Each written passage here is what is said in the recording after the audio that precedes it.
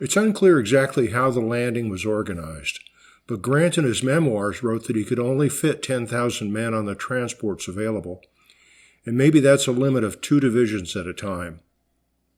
And this explains why only 2 divisions were on board Porter's boats for the Grand Gulf attack on the morning of the 29th, and the 10,000-man limit means that probably 2 or 3 shuttles were needed to get Grant's whole force across the river to Bruinsburg on the 30th. Also, we know that McClernand's full corps were across before noon on the 30th, followed by 2 divisions from McPherson's corps. That's Logan's division a bit later that day, and by Crocker's division the next morning, May 1. So I'm assuming Porter's fleet needed 2 shuttles to get the 4 divisions in McClernand's corps across, and then separate trips for the 2 divisions from McPherson's corps, Logan's division and Crocker's division. See here a blow-up of the map showing the area around Hard Times and Port Gibson. See the path the Union forces will follow. Here's Hard Times, Disharoon Plantation, Bruinsburg, Port Gibson, the 2 bridges just east of Port Gibson that cross the forks of Bayou Pierre, and the suspension bridge over Grindstone Ford. The Confederate forces were based at Grand Gulf, and following the battle at Port Gibson, they retreated across the Big Black River at Hangus's Ferry, here. So let's watch events unfold starting at midnight on the evening of April 29.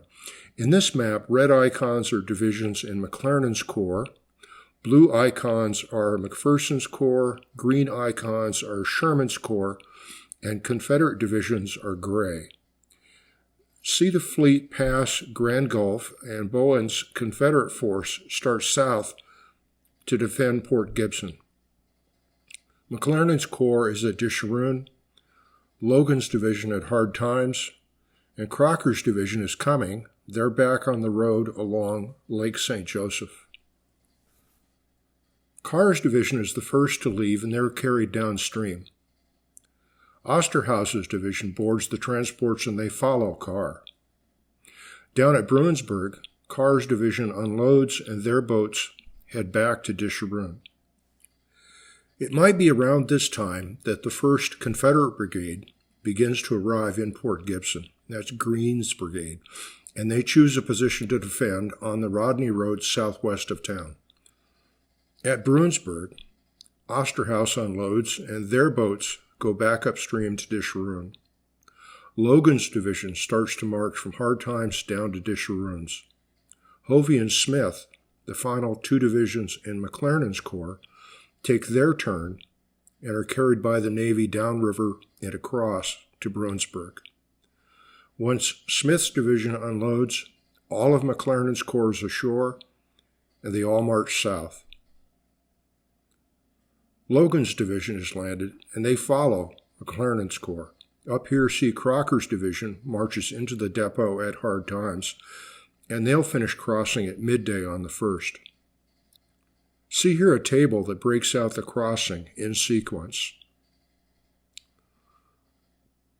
So on the Vicksburg side, Grant now has McClernand's corps plus 2 divisions from McPherson's corps.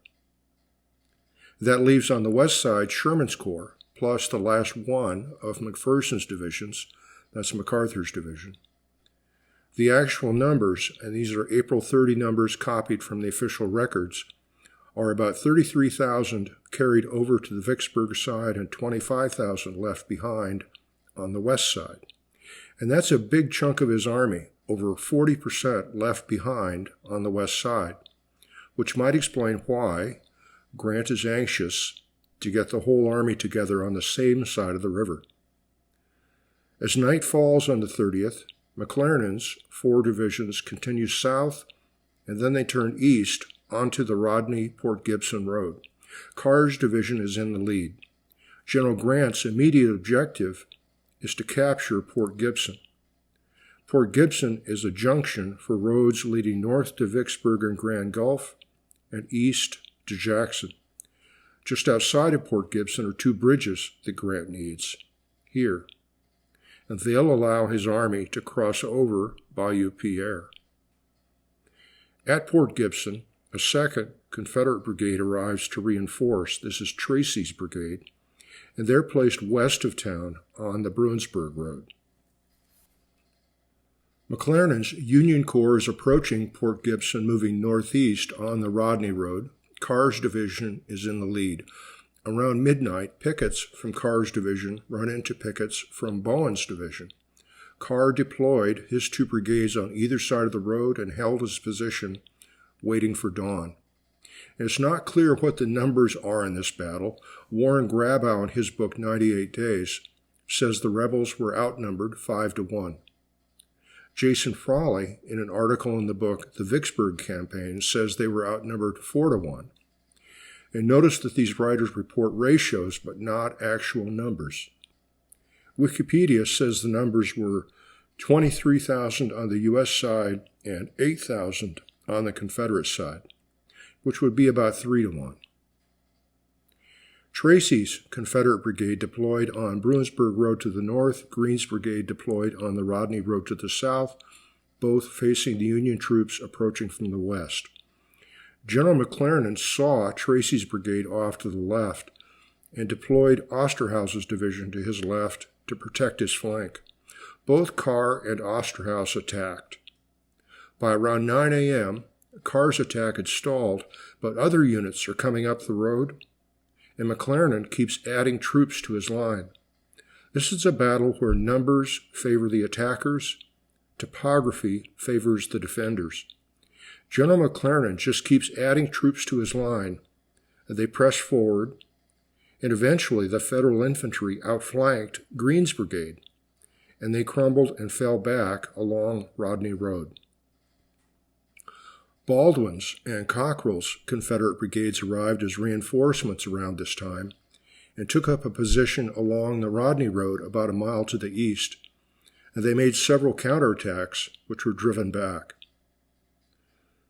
To the north, on the Bruinsburg Road, Osterhaus's division continued to make slow progress throughout the day, and they're also reinforced as McPherson's corps arrives.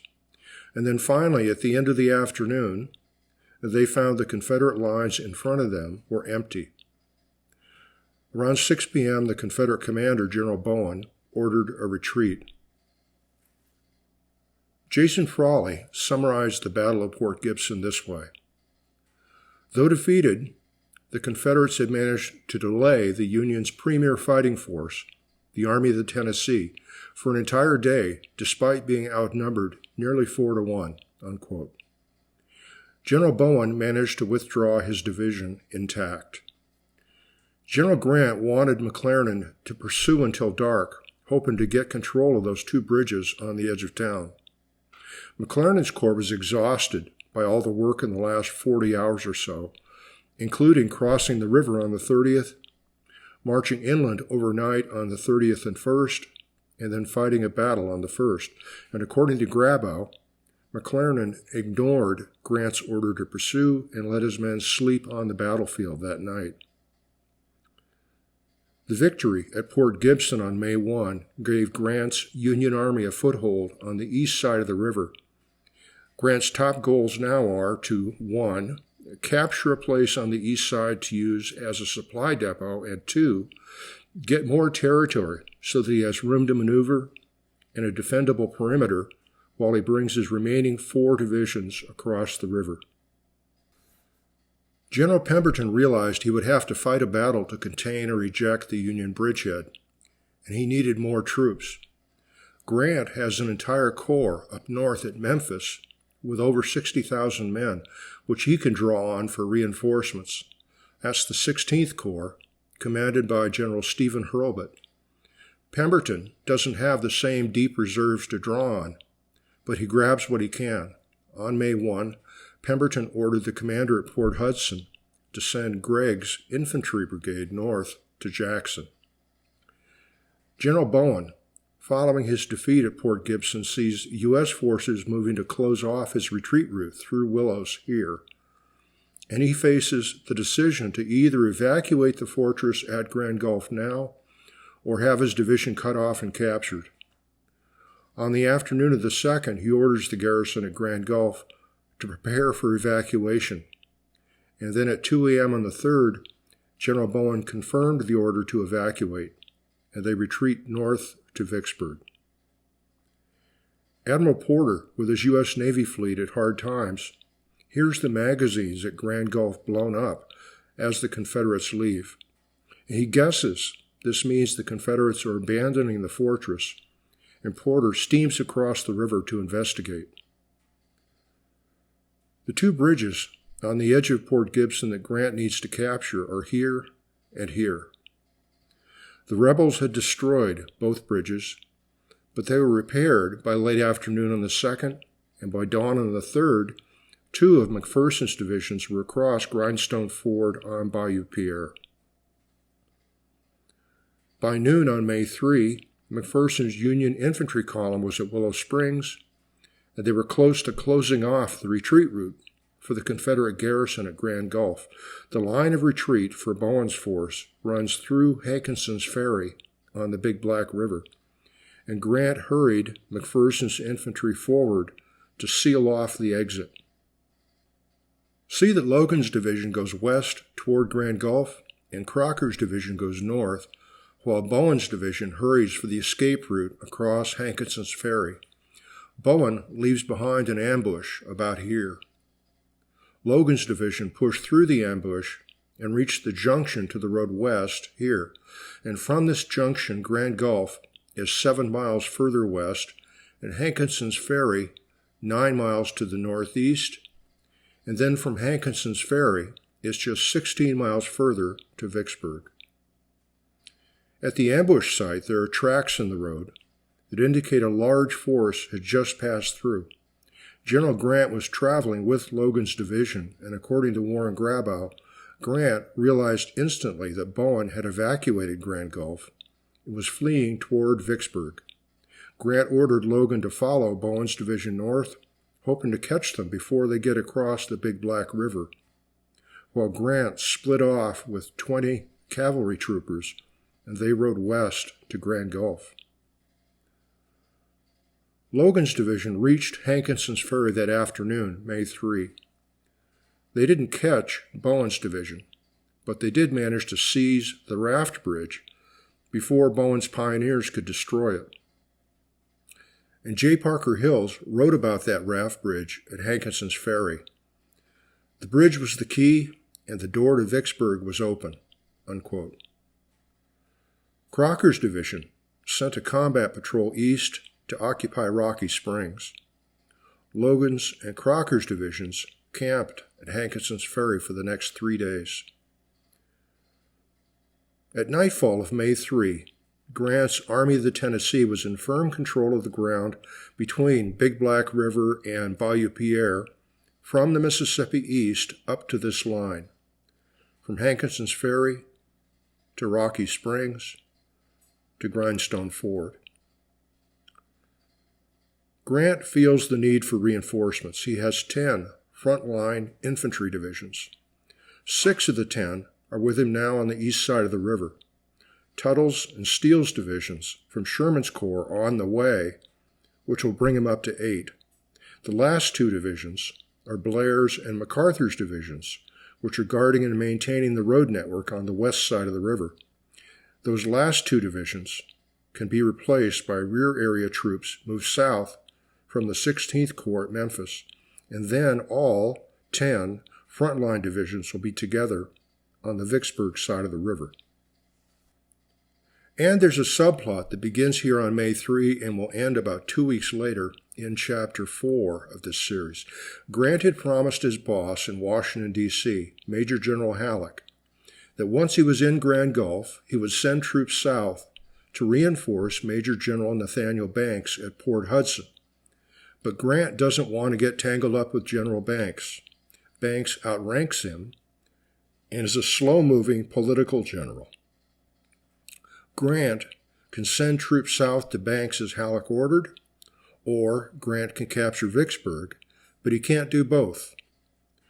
Once Grant is on board Porter's flagship at Grand Gulf, he goes through all of his new messages, and he finds one from General Banks telling him that Banks will be delayed. Bingo. Here's what Grant wrote in his memoirs. The news from Banks forced upon me a different plan of campaign from the one intended. To wait for his cooperation would have detained me at least a month. I, therefore, determined to move independently of Banks, cut loose from my base, destroy the rebel force in rear of Vicksburg, and invest or capture the city. I knew well that Halleck's caution would lead him to disapprove of this course, but it was the only one that gave any chance of success. The time it would take to communicate with Washington and get a reply would be so great that I could not be interfered with until it was demonstrated whether my plan was practicable." Unquote. Grant calculated that because of the time needed to get messages to D.C. and back, he had 8 days of freedom. Once 8 days passed, his boss, General Halleck, could put a leash on him and tie him to General Banks down at Port Hudson. 8 days would be May 11.